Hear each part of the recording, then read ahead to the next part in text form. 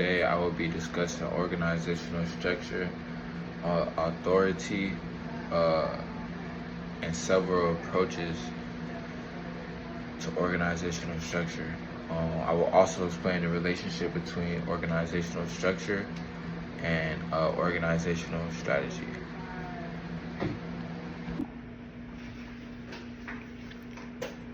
So, organizational structure.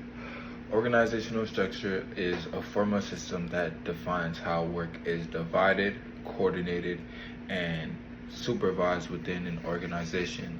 It establishes who reports to whom, how communication flows, and who has responsibility for making decisions. Every organization needs a structure because it helps employees understand their roles, responsibilities, and their reporting relationships. Without a clear structure, employees may become confused about who is responsible for certain tasks, which can reduce productivity and create conflict just amongst the organization as well as the employees. One of the unique aspects of organizational structure is that every organization develops a structure that supports its own goals, size, industry, or strategy. There is no single structure that works for every organization. My example is a small family-owned business may have a very simple organized structure where everyone reports directly to the owner. On the other hand, a multinational corporation may have several levels of management with specialized departments such as finance, marketing, marketing operations, human resources, and information technology. All right, so on my notes I have here, authority is a legitimate right of a manager to make decisions, give directions, allocate resources, and expect employees to carry out assigned responsibilities. Authority is authority is tied to a person's position within the organization rather than the individual personally. There are two primary types of authority. There is line authority and then there's staff authority. Line authority is the direct authority that managers have over employees within the chain of command. It allows managers to make decisions, assign work, evaluate employee performance, and hold employees accountable for achieving organizational goals that have been set by the higher ups. For example, a production supervisor has line authority over production employees because the supervisor directly manages their daily work. Staff authority is different. Staff authority provides advice, expertise, and supports line managers, but generally does not include direct authority over employees outside the staff department.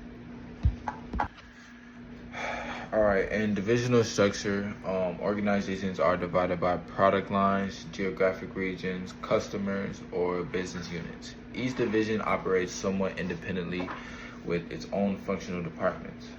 This approach allows organizations to respond more quickly to customer needs but it may duplicate resources across divisions. The third is matrix structure. In a matrix organization, employees report to both a functional manager and a project or product manager. This structure encourages collaboration across departments and makes efficient use of specialized employees. However, it can also create confusion because employees have multiple reporting relationships. Another approach is the team-based structure. Organizations organize employees into teams that work together to solve problems and complete projects that are assigned by the higher ups. Team-based structures improves communication, innovation, and employee involvement, but requires strong collaboration and trust amongst the team members. Finally, there is the network or vital structure. Organizations outsource many activities and coordinate work through partnerships with outside organizations. This approach allows companies to remain flexible and reduce operating costs, but it requires effective coordination and communication with external partners. Next, I will be talking about the relationship between structure and strategy. So, organizational structure and strategy are closely connected because structure should support the organization for its overall goals. Strategy defines what an organization wants to accomplish, while structure determines how employees work together to achieve those goals. For example, if a company strategy focuses on innovation, a flexible structure as a team-based or matrix organization may encourage collaboration and creativity. If a company's strategy focuses on efficiency and cost reduction, a functional structure may be more appropriate because it emphasizes specialization and standardized procedures.